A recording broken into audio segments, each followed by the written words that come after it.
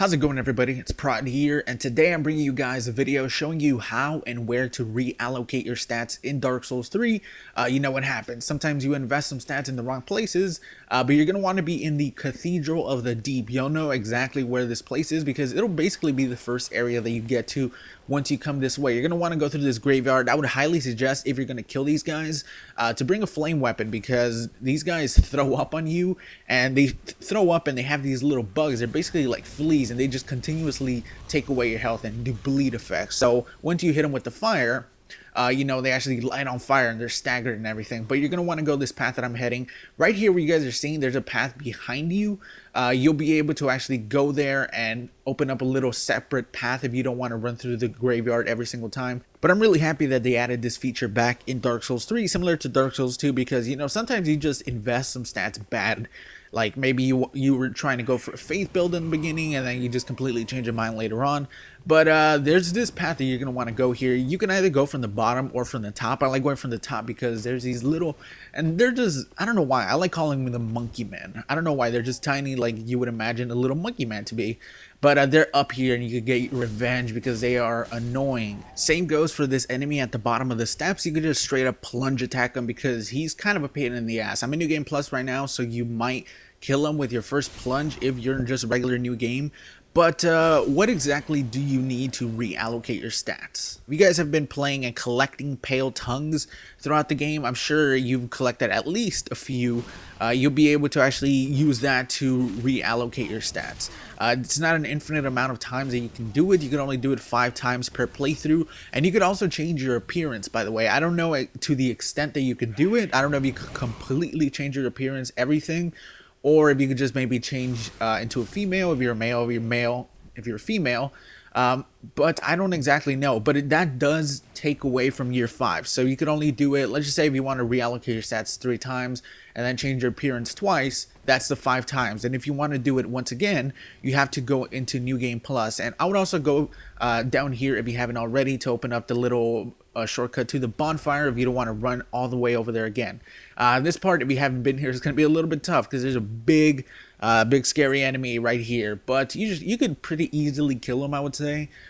He's not super fast, his moves are really easy to actually dodge, but if you jump down here, now it's a little bit weird. Most of the time you could jump down here and that little sludge will actually reduce the fall damage by quite a bit. For some reason it didn't do it so much here, and I also got shot with an arrow right when I landed. But there's going to be 2 separate ways to go. The way you want to go is where this guy is walking. Wherever this guy is walking, you know that is where you're in the right place. There's going to be one doorway. You don't even have to kill him. He is kind of tough, especially with the little fucking pet monkey man that he has, but you can just literally run right past him. Continue going down the path that you see here. Now there's also another shortcut to the bonfire, the final shortcut here, which I would highly suggest opening. You know, it's just right there. But like I said, in my first playthrough, I completely missed the place where you can actually reallocate your stats. I did not see it because I wasn't being like vigilant enough, and I usually am pretty thorough when it comes to exploring. But I was too distracted because you can go through this right side and there's like a place to jump down there. So I would just go down there and see, oh, you can jump down there.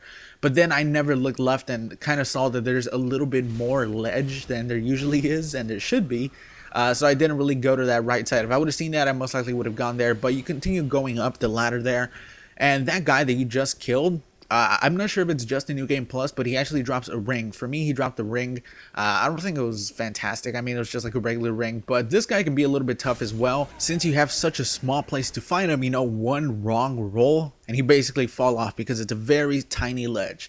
Talk about tiny ledges to plunge to your death. This is another area where you're just gonna get completely messed up. There's a couple little guys there. If you continue going forward that way, there's an item, by the way, so go ahead that way. There's a big dude there. So there's 2 big guys up here.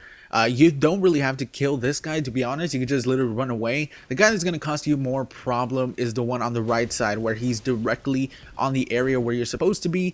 You can just run away. Like I said, man, there's such a little amount of room to actually dodge. But when it comes to this guy, just run away, and anytime that he's chasing you, just go back outside. I found that whenever I do that, he usually falls off like a moron because he tries to follow the path where you are, but since there's such a little ledge, he just walks off.